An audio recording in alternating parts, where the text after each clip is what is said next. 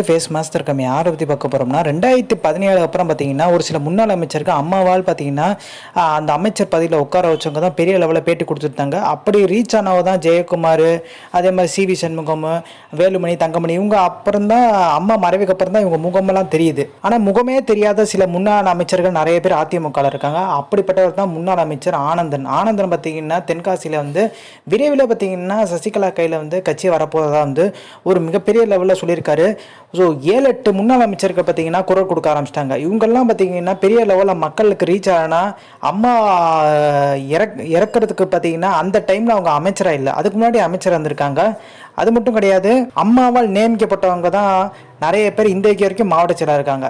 So யார் கடைசியாக நியமிக்கப்பட்டவங்க அவங்க தொடர்ந்து பார்த்தீங்கன்னா நீடிக்கிறாங்க, மக்களுக்கு தெரியுது. ஸோ தெரியாதவங்க நிறைய பேர் இருப்பாங்கல்ல, அவங்கெல்லாம் இப்போ சசிகலாவை ஆதரித்து தான் இப்போ வந்து காய் நகர்த்திட்டு இருக்காங்க. தென்காசி உட்பட தமிழ்நாடு ஃபுல்லாகவே பார்த்தீங்கன்னா அந்த முன்னாள் அமைச்சர்கள் லிஸ்ட் எடுத்து அவங்ககிட்ட பேச்சுவார்த்தையை சசிகலா நடத்தி மிகப்பெரிய லெவலில் பார்த்தீங்கன்னா கும்பலை திரட்ட போகிறதா தகவலியாக இருக்குது. ஸோ இந்த இன்ஃபர்மேஷன் முடிச்சா like share subscribe. Thanks for வாட்சிங்.